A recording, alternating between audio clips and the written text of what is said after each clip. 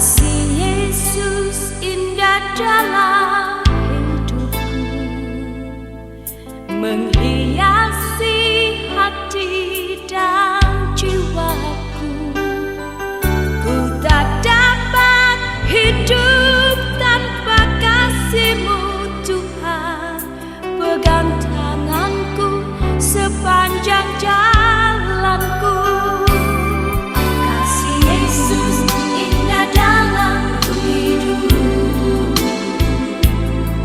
menghiasi hati dan jiwaku. Ku tak dapat hidup tanpa kasih. Salam saudara-saudariku, salam jumpa kembali dan semoga saya menjumpai Anda dalam keadaan sehat walafiat. Apa kabar saudara-saudariku yang dikasihi Tuhan?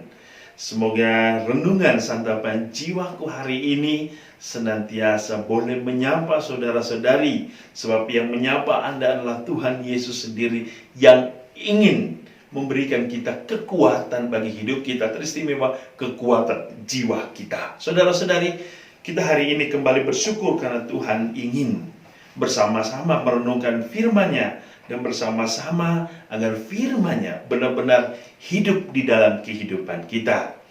Hari ini kita bersama-sama merenungkan firman Tuhan dari Injil Matius bab 6 ayat 7 sampai 15. Marilah kita mendengarkan firman Tuhan. Inilah Injil Yesus Kristus menurut Matius. Dalam khotbah di bukit, berkatalah Yesus, "Bila kalian berdoa, janganlah bertele-tele, seperti kebiasaan orang yang tidak mengenal Allah. Mereka menyangka doanya akan dikabulkan karena banyaknya kata-kata. Jadi janganlah kalian seperti mereka, karena Bapamu tahu apa yang kalian perlukan sebelum kalian minta kepadanya. Maka berdoalah kalian demikian: Bapa kami yang ada di surga, dimuliakanlah namamu, datanglah kerajaanmu, jadilah kehendak-Mu di atas bumi seperti di surga. Berilah kami pada hari ini makanan kami yang secukupnya, dan ampunilah kesalahan kami, seperti kami pun mengampuni yang bersalah kepada kami. Dan janganlah membawa kami ke dalam pencobaan, tetapi bebaskanlah kami dari yang jahat. Amin. Karena jikalau kalian mengampuni kesalahan orang, Bapamu yang di surga akan mengampuni kalian pula. Tetapi jikalau kalian tidak mengampuni orang, Bapamu pun tidak akan mengampuni kesalahanmu." Demikianlah Injil Tuhan. Saudara-saudari santapan jiwaku, hari ini kita mendengar suatu doa yang sangat tidak asing lagi bagi kita. Doa ini sudah begitu mudah dan gampang buat kita. Sudah kata orang di luar kepala lah. Sambil tidur pun kita bisa berdoa. Bahkan sambil mengigau pun kita masih bisa berdoa. Saudara-saudari, ini doa yang sangat luar biasa. Doa yang sangat kaya. Karena doa ini diucapkan oleh Yesus sendiri dan diajarkan oleh Yesus sendiri. Mari coba kita melihat doa Bapa kami yang Yesus ajarkan kepada kita. Yang mengatakan begini: Bapa kami yang di surga, yang ada di surga. Doa kita adalah suatu relasi dengan Bapa, bukan dengan orang lain. Itu pertama. Pertama-tama doa kita adalah relasi dengan Bapa. Bapa kita yang ada di surga. Bapa kita yang ada di surga. Ini mengingatkan kita bahwa surga adalah tempat yang layak bagi kita untuk berjumpa dengan Allah. Maka surga itu harus diciptakan di dalam hidup kita. Surga itu harus dibuat di dalam hidup kita. Surga itu harus ada di dalam hidup kita. Sebab surga adalah tempat yang sangat luar biasa, tempat yang sangat nyaman, tempat yang sangat indah bagi kita untuk berjumpa dengan Bapa. Ya. Ingat, Bapa kami yang ada di surga, itu mau mengingatkan bahwa Bapa di surga ada di suatu tempat yang sangat indah, yang penuh kedamaian, yang penuh cinta, yang penuh kebaikan, yang mungkin susah untuk diungkapkan dengan kata-kata. Ingat, doa kita pertama-tama ditujukan kepada Bapa. Dimuliakanlah namamu, saudara-saudari. Apapun yang kita lakukan di dunia ini hanya untuk kemuliaan Allah, bukan untuk kemuliaan diri kita sendiri. Makanya hidup kita itu jangan terlalu berambisi untuk mencari popularitas. Sebab kemuliaan yang utama dalam hidup kita adalah Allah. Maka kehidupan kita itu sesungguhnya untuk memuliakan Allah. Karya hidup kita, perbuatan kita, pekerjaan kita, talenta yang kita kembangkan, pekerjaan yang kita lakukan, itu semua untuk kemuliaan Allah. Kenapa? Ujung-ujung hidup kita akan kembali kepada Allah. Sehingga apa yang kita lakukan di dunia ini hanya untuk kemuliaan Tuhan.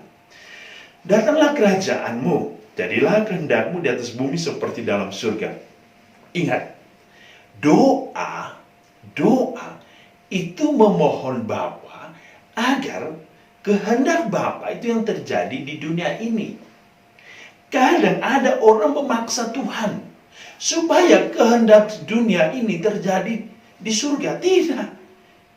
Doa itu membiarkan apa yang terjadi di surga, apa yang menjadi keinginan Bapa itu terjadi di dunia ini. Sehingga jangan merasa kaget, jangan merasa sedih kalau doa kita belum dikabulkan. Karena apa? Karena kadang doa kita itu terlalu egois. Kita terlalu mementingkan diri kita sendiri. Itu pertama. Yang kedua, kadang Tuhan juga akan melihat apakah orang ini butuh nggak dari doa-doanya. Dan berikut, Tuhan mungkin akan mengatakan jangan dulu, nanti dulu. Oh tidak, sebab apa? Allah punya rencana yang terbaik bagi setiap orang. Karena Allah ingin yang dilakukan oleh manusia adalah kehendak surga, kehendak Bapa, bukan kehendak kita.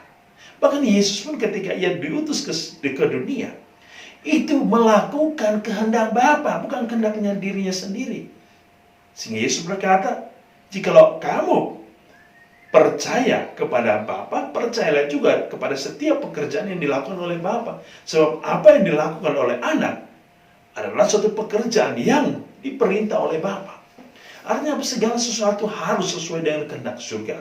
Sehingga benar-benar surga yang terjadi di dunia ini. Bukan kita yang membuat supaya dunia ini mengikuti keinginan dunia. Tidak, keinginan surga. Yang berikut, berilah kami rezeki makanan yang secukupnya. Tuhan Yesus mengingatkan kita untuk setiap hari meminta rahmat dari Dia, meminta berkat dari Dia. Ia mempunyai kelimpahan rahmat. Ia adalah maha kuasa, maha cinta, maha besar. Setiap hari kita diundang oleh Yesus untuk memohon agar rahmat Allah itu diberikan kepada kita. Rahmat itu seperti apa? Rezeki itu seperti apa? Ya, selain makanan, minuman, kesehatan, perlindungan, kebaikan, cinta, pengendalian diri, pengampunan, rahmat, banyak rahmat yang kita bisa kita minta dari Bapa. Jadi Tuhan Yesus meminta kita untuk meminta, untuk memohon setiap hari. Artinya apa? Setiap hari kita harus berrelasi dengan Allah. Tetapi saudara-saudari, apa yang kita minta harus membuat kita semakin dekat dengan Bapa dan sesama. Yesus melanjutkan, ampunilah kesalahan kami seperti kami pun mengampuni yang bersalah kepada kami. Saudara-saudari, Yesus berkata, jikalau engkau membawa persembahanmu dan engkau teringat bahwa engkau sedang tidak berdamai dengan salah seorang dari saudaramu, tinggalkanlah persembahanmu dan berdamailah dengan dia, baru datang membawa persembahan. Yesus itu menginginkan agar persembahan hidup kita itu tulus dari hati yang benar-benar kudus. Artinya kita tidak terbebani oleh dosa. Banyak orang datang mencari Tuhan, banyak orang berdoa, bahkan banyak orang hadir ekaristi, tetapi ia masih menyimpan dendam dengan orang lain.